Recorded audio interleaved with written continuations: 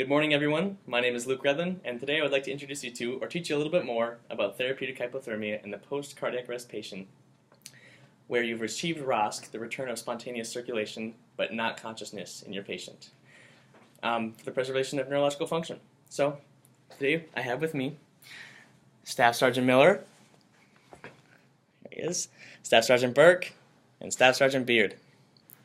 Thanks for coming in today, guys. Alrighty, so that was a mouthful that I just said earlier, but I'm going to break it down a little bit further for you non-medically inclined people like most of the people in the world in the room here. So, therapeutic hypothermia is the systematic cooling of your body down to 33 degrees Celsius or 91 degrees Fahrenheit, much cooler than the body's homeostatic temperature averaged at 98.6 degrees Fahrenheit. This process is achieved by infusing cooled bags of normal saline and then ultimately requires transportation to a facility that can maintain the target temperature throughout the duration of the coma or until the rewarming phase starts. The protocol is necessary for patients who have been in cardiac arrest where ROSC has been achieved, ROSC being the return of blood flow because the heart starts beating on its own again. So to break it down, basically you're in the hospital, you ran a code blue, you shocked your patient, gave them meds and brought them back, they got ROSC, and your patient is still unconscious even after all that.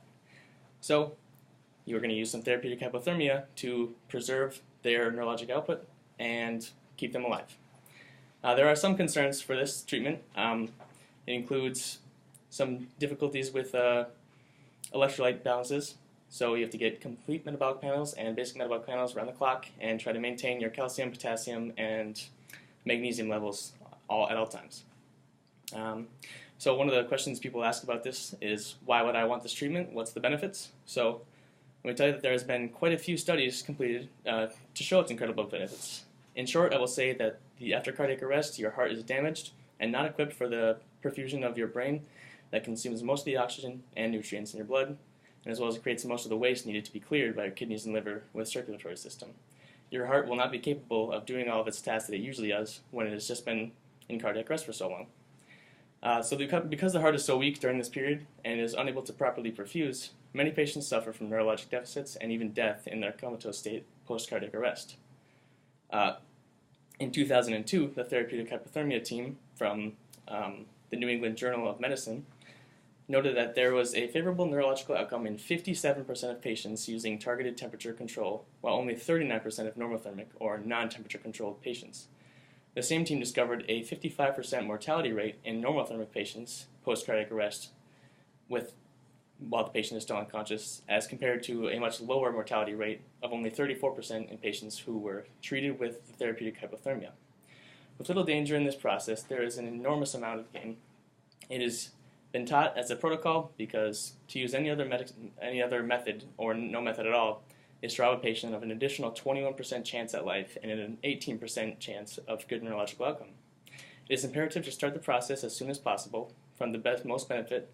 A study by Sinabak et al. In 2012 showed that there is an increased risk of poor neurological outcome for every 5 minutes that you delay the patient reaching its its therapeutic hypothermic temperature. And it should be stated that most cardiac arrests lasting less than 30 minutes do not achieve ROSC or do not have a good neurological outcome. But a study in 2002 by Chung, Green, and McGee showed that for patients who are in cardiac arrest for longer than 30 minutes, it's not going to help them as much as it does if they are for less than 30 minutes. This process has almost no drawbacks and has a huge potential for patient satisfaction and needs to be given to every patient who fits the parameters for treatment. Finally, I'd like to touch on some of the main points again. Therapeutic hypothermia, also known as targeted temperature control, is the cooling of the body to 91 degrees Fahrenheit or 33 degrees Celsius, and for the preservation of neurological function. This should be done on any patient who suffers from a state of comatose post-cardiac arrest and is especially helpful when the cardiac arrest lasts less than 30 minutes. Patients who receive the opportunity should be given their opportunity as soon as they are able to be, so to not lose any of their opportunity for a good outcome.